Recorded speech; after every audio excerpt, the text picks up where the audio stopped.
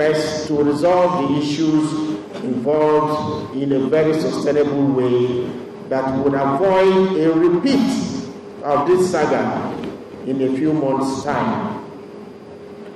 And I can assure you that the NUC has been a significant player in the efforts to resolve these issues or this issue amicably. Away from the ASU strike now, the fire which occurred early this morning at a section of the Warri Refinery and Petrochemical Company has been extinguished. At least 10 people were injured in the incident, believed to have been caused by a chemical explosion during routine maintenance. The fire was put out by the concerted efforts of the fire service of the Petrochemical Company and the SPDC. Confirming the incident, the acting Group General Manager, Group Public Affairs Division of the Nigeria National Petroleum Corporation, Tumini Green, explained that preparations are underway for restreaming of the affected unit. An assurance was also given that the NNPC continues to hold sufficient stock of premium motor spirit and other petroleum products to avoid panic buying. The Warri Refinery, the first Nigerian wholly owned refinery, was commissioned in 1978. It was built to process 100,000 barrels of crude oil per day. It was also essentially built to add value to some of the refinery byproducts such as propylene, rich stock and decant oil. Now it's more trouble for the Aviation Minister, Ms. Stella Odwa, as she appears to have some more explaining to do.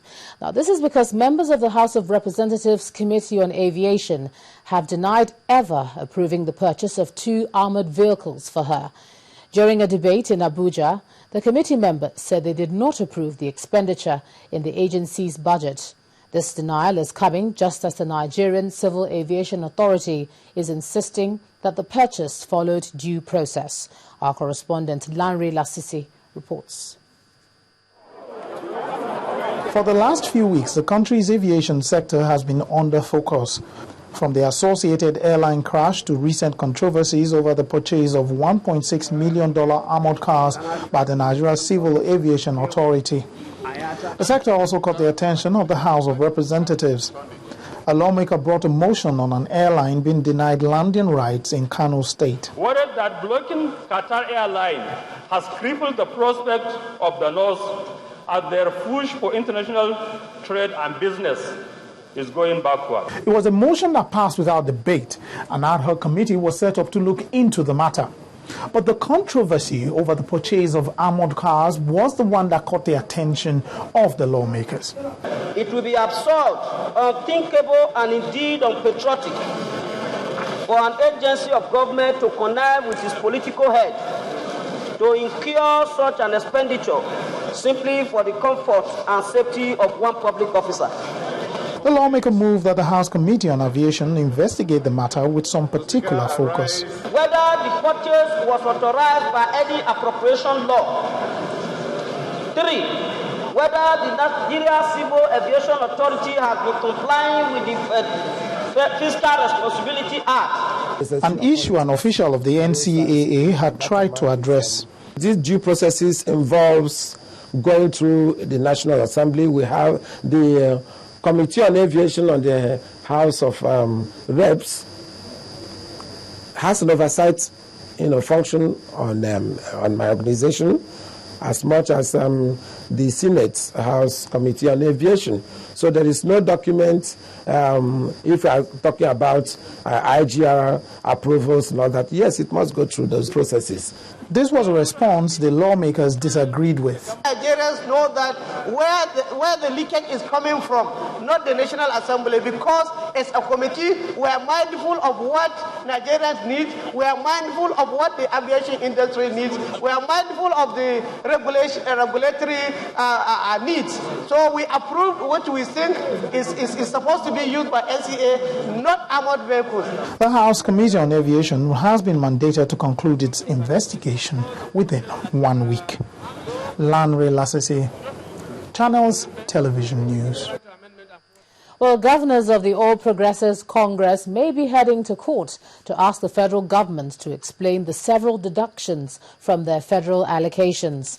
Speaking to journalists after a meeting of the governors in Abuja, Governor Kayode Fayemi of Ekiti, who's also the chairman of the forum, said that some states in the last few months have had about 40% of their allocations deducted. He described the deductions as illegal and that every constitutional means will be explored to ensure that the deductions are stopped.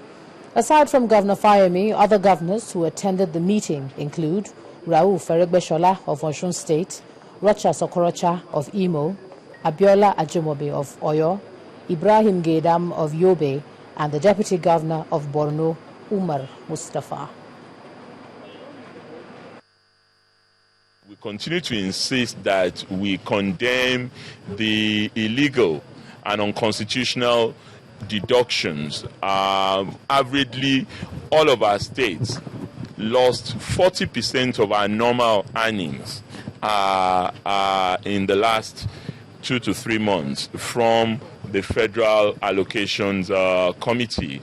And we believe that this is not defensible in any way.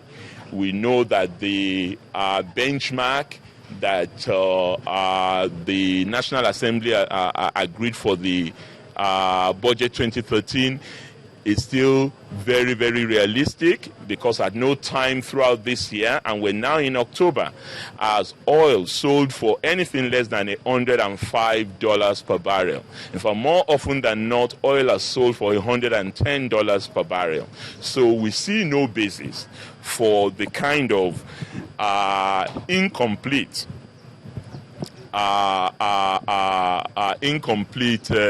allocations to the states in this regard. And we have decided to take appropriate constitutional measures in order to tackle this flagrant abuse of the Constitution of Nigeria and the Appropriation Act, particularly of the National Assembly. To security matters now, the Nigerian army has affirmed that they are winning the war against the insurgents. The Director of Army Public Relations, Brigadier General Ibrahim Atahiru, told the press conference in Abuja that the Nigerian army's fight against terrorism has yielded positive results in dismantling what's left of the militants. According to Brigadier General Atahiru, in the last few days, the military has foiled several attacks, reduced the impact of others, and killed a number of the insurgents. In part 2, after the break, Supreme Court rules on the Anambra governorship PDP candidature issue, plus more stories from our Abuja studios. I'll be joined in a moment by Gloria Ume Ezuoke. Please stay with us.